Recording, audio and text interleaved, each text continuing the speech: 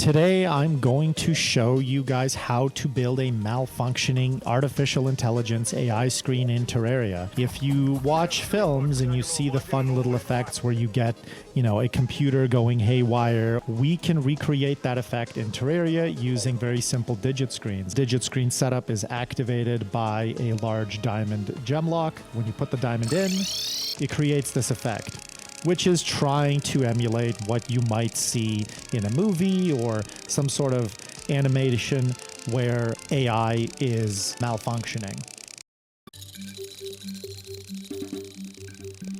You have a couple digit screens that are set up in some sort of symmetrical concentric area. Each one has different wires going into it.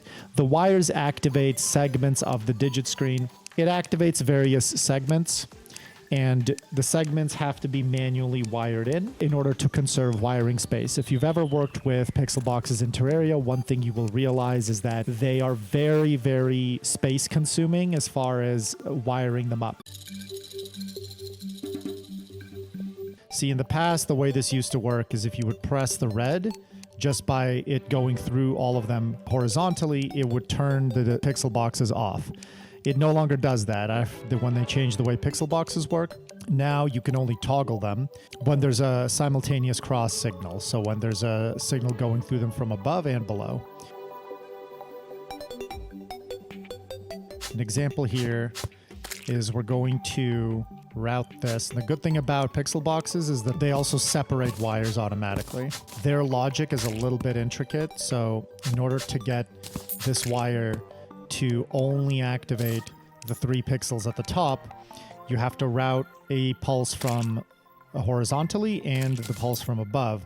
If I put a wire here, however, it turns on the corner because then the corner is also routed from above and horizontally. So by getting rid of the top part, it only routes to the 3 at the top. You'll see in a minute kind of what... See, this pulse will now turn on those 2 segments. Just for the purposes of demonstration, I'm going to construct the different segments with which I could construct a digit. They don't actually have to take the shape of digits. You can, make whatever you want appear on the screen. So I'm going to swap wire colors.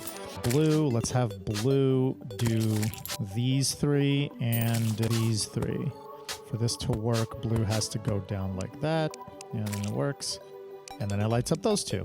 Perfect. Doesn't actually matter what is on the screen. It could be anything. These routings that I'm doing don't need to be perfect. And the big part of the creativity of this build is to set them up so that you can get interesting looking symbols, perhaps digits, perhaps numbers. You can build something that looks kind of like a letter and something like an E or a backwards 3. And there's a way of doing this where you can program each pixel to light up separately, but we're not going to do that here. It's not the object of this demonstration. The fact that they changed the way pixel boxes work is likely an advantage to the type of building we're doing because it makes it easier and gives you more versatility with wire colors. So if I turn all 4 of these on, it's supposed to be 9, not 10 across. We don't need the bottom section. In our version of the malfunctioning screen, there are 8 combinations of segments that can be lit up on the screen at once. Right, so we need to add 4 more switches to this. So now we have every single segment here is lighting up and doing something different on the screen. And just to make things a little bit extra, we can combine some of them. I've already combined green and blue here. It does something like that. Now let's do the green one here. Let's combine the green one with the blue one. And the very first red one. Well, that's a crazy symbol. Looks kind of like a hook. Okay, well, we're going to use that. Perfect. So now we have these random looking digits on the digit screen, and it gets very wild very quickly.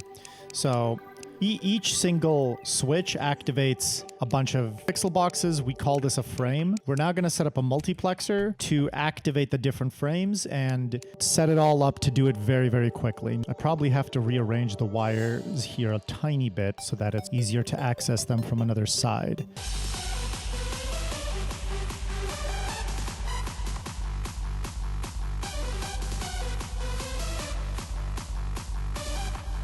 The switches are there for manual control. The switches are activated by faulty gates. The faulty gates are activated by an AND gate multiplexer with 3 rows. And that's the basic actual mechanism behind this. You have the faulty gate underneath as well with the 1 lamp because that suppresses an extra signal. AND gates send a pulse twice in Terraria when they turn on and when they turn off. In this case as well, one thing you might notice is that I've added this like additional wires. Some of them are routing directly into the screen, but others, for example, the red wire here is routing to another AND gate. This is another effect that I've had to add in this particular build to change wire colors. Again, back when this was done, pixel boxes worked a little bit differently, and I could not route 4 wire colors in there. All the different segments could only be activated with green, yellow, and blue, so this is technically redundant now. Blue can connect to blue, red connects to red, and the one that's multiple colors, all 3 of these are going to have to be green, which means green can't be used above that one. Both of these are yellow. So that's the output of the faulty gates. If you have an off lamp and a faulty gate lamp, if I put a switch, when the lamp is off, the wire procs both. So it hits the off lamp and the faulty lamp. And the order in which it does it is it activates it, then it activates the faulty lamp. So it goes from bottom to top. Thus, the faulty gate sends a pulse, turning the pixel on. And then when it turns off, it doesn't do anything because it turns the lamp off, then it activates the faulty lamp. So you need to actually hit the gate twice to toggle off the pixels that it just turns on. The AND gates are set up in a way where you have 1 row of lamps that are on. That is just to create 1 row of space. So you actually only have 3 rows of lamps that are going to be changing states. You can set this up with however many combinations you want. In order to conserve space, I didn't want too many or too few, so I went with 8, which is 2 to the power of 3, which ends up being 3 rows. You don't have to have a number of combination that's 2 to the power of something. You can have any number of combinations. You could have 5 combinations, right? But you will need an extra row depending on the number of combinations. Because, for example, you cannot create 5 combinations of lamps if you only have 2 rows of lamps. And if you want more than 8, you would need to add a 4th row, and so on and so forth. First, we're going to add 1 row that's all on lamps. The simplest permutation is half and half. So we do it this way. Then we do 2 and 2. That's 2 and 2. And the way AND gate logic works is that it only turns on when every lamp above it is on. Then we do 1 and 1. And you do it in this way such that there's only 1 AND gate that's lit up, and that's also going to correspond to the 1 faulty gate underneath that's on. The output of this one cannot be red, so I'm just going to use blue, and so on and so forth. And you do this for all of them. You never match any of the wire colors that are coming out of the faulty gates underneath so that it doesn't cross over them. Explaining the math here. So we have 8 different switches. We have 8 different segments of the screen that light up. So the way you do this is you just toggle these gates, and even if you toggle them randomly, they're set up in such a way that there's only going to be 1 lamp at a time that is activated by these. Every possible permutation of lamp configurations is accounted for and equally distributed. That the equal distribution is also important. If, for example, more than half of these were on, you would get less than a 1 in 8 probability distribution. Each lamp has 2 states, so it's 2 to the power of 2 states that you ultimately end up having.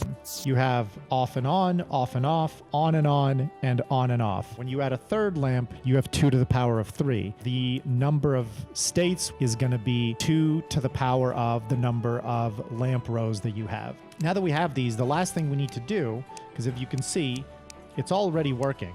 If you activate these switches, no matter how you activate them, one of the lamps turns off, the other one turns on. If these were not equally distributed, you would get multiple AND gates turning on at the same time. You would get just messiness. The one thing that this isn't doing is it's not turning off the previous frame before it goes to the next one. The original design of this was made before pixel boxes were changed. It ultimately still captures the effect we're looking for.